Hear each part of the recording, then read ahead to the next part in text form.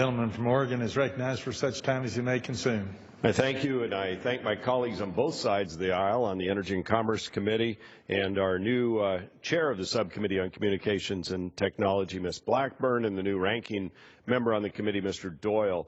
I believe by the end of today, Mr. Chairman, the House Energy and Commerce Committee will have produced close to 20 pieces of legislation already this Congress for consideration by the House. And I think all of them have been bipartisan, and that's the kind of work this great committee is known for, and we hope to continue to do. And so I thank my colleagues on both sides of the aisle. I think we agreed that the FCC was in need of process reform. This is the people's business that they're conducting. It needs to be done in an open and transparent and predictable way so that all those involved in the public's business can see what is happening. You know, the Federal Communications Commission regulates an incredibly dynamic and innovative sector of the American economy. Communications technology sector directly impacts the lives of consumers in meaningful ways. Consumers are able to map their ways to new places, find information and enriching content, and reach their loved ones who might live in the places literally of the globe. And communications technology also enables other industries to reach their audiences in new and life-changing ways.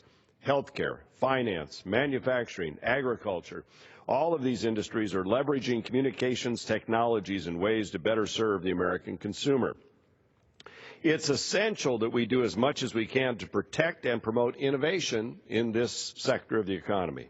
We can't afford to allow this fundamental sector of the economy to languish or fail under outdated regulations or faulty regulatory processes.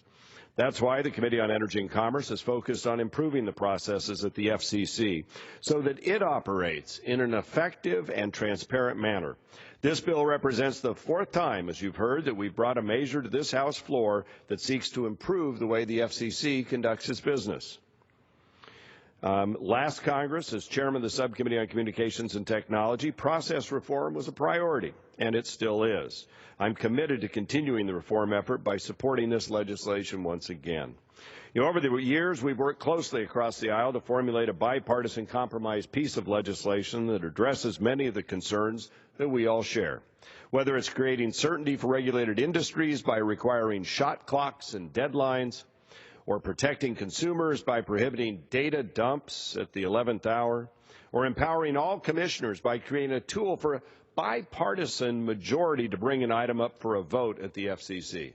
This legislation is intended to improve the way the FCC does its business all across the board. Now, one of the concerns we heard from some on the committee during the consideration of this legislation was that an overly prescriptive piece of legislation could hamstring the agency. Well, I think we've structured this legislation to fully address that legitimate concern by allowing the agency itself to determine the specifics of the principles that we set forth. We give them that flexibility. We just want them to do the job. For example, the bill requires that all commissioners have adequate time to review decision documents before having to vote.